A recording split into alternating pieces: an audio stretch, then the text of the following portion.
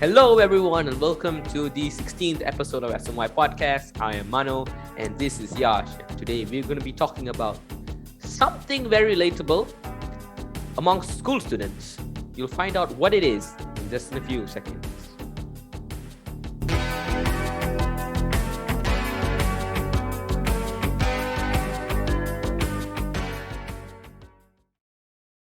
Right now, the topic for today's episode is going to be about why or is history needed as a subject at school. Now, Mano, could you please briefly explain the history of the subject history at school? All right. Okay.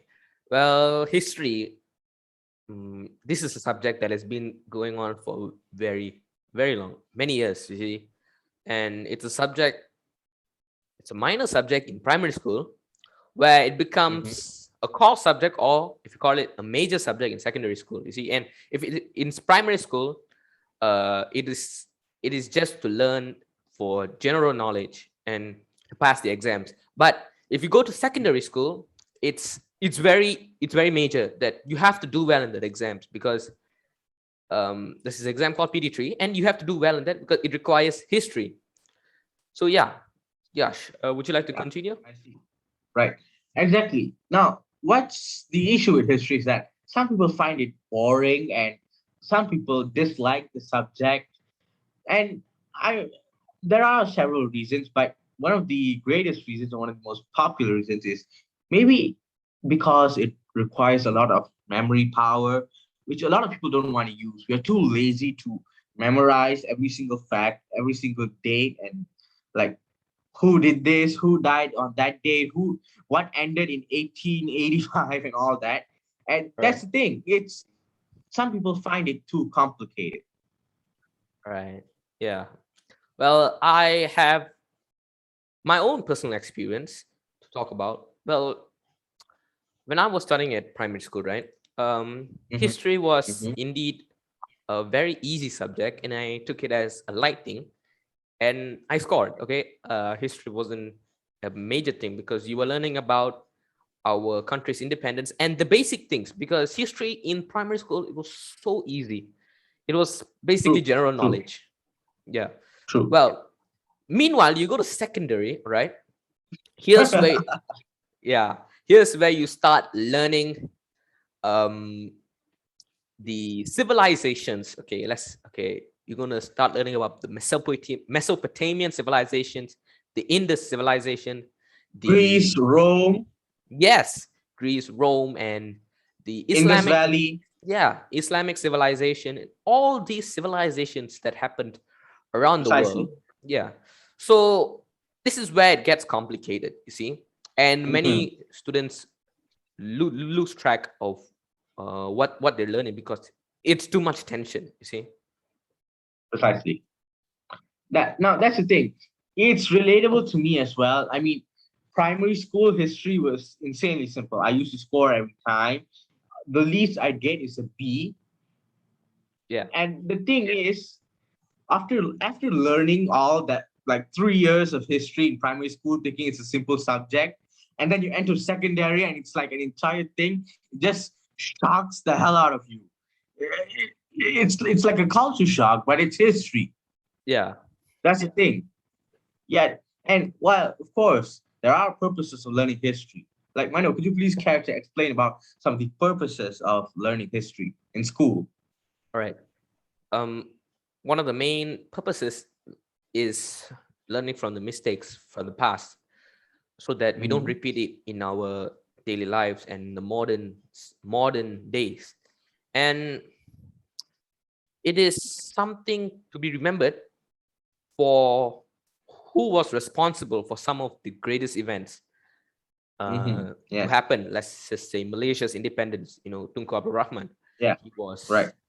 he was responsible for that, and few other more people like Yes. Tun Witi Sambandhan and Dato Sri Tan Cheng Lock. Ancheng Block. Yes, they were people. So that is the reasons to learn history. Yeah. Right. Yeah, Right. And mind if I state another reason? yeah, yeah, sure. Another reason, and important reason to learn history is getting to know our own heritage. Like, if you see what's being written in the textbooks, the content, some of it might actually be relatable to your personal life and your family history. It can be relatable to your family tree in a way. So, in a way, you can learn about yourself, like your origin. True. And now, while there are these valid purposes to learn history, let's take a dive into the cons. And the first one is having the need to remember almost everything that is given in the textbook. I mean, if only we could just wave the textbook in front of our faces and all the content just immediately gets stored All right. in, in a database somewhere. Too bad. We have to sit down and memorize everything so we can pass. So I mean, we can score an A that exam. And that's the thing. Long hours of memorizing and revision. I mean, of course, it's stressful for students. You can't expect it to not be stressful, especially since that Sajara is, I mean, history Yeah. is only one subject out of like the 10 that are being taught, Yeah. 10 core subjects, 9 or 10 core subjects. It's only 1 out of 10. And even that by itself, we feel like our brains are going to explode and Yeah. our guts are going to come out. Yeah, it's crazy.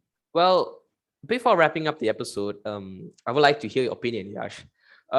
Would you prefer history as a core subject or as a minor subject?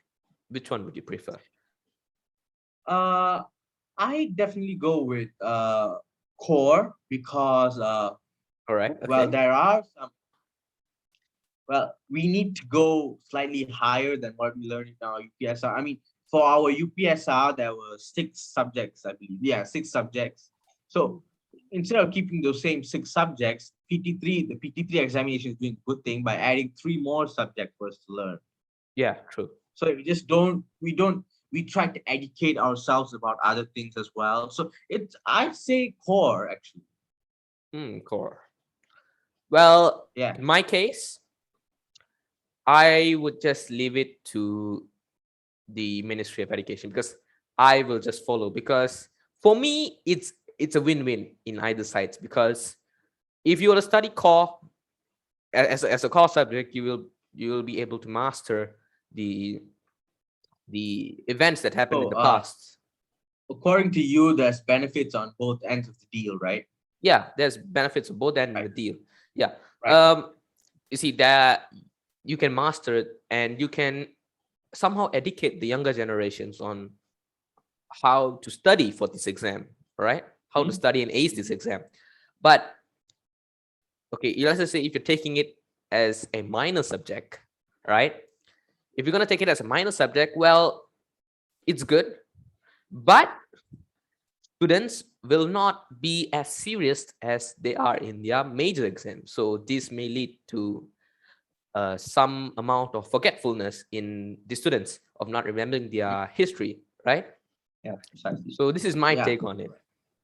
right. So that's all we have for today's episode, guys.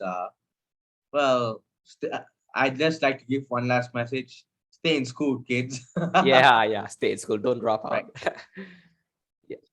And yeah, thank you for watching. And we're glad you reached until the end of the video.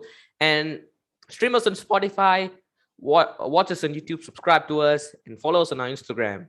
And we'll see you in the next episode. Goodbye.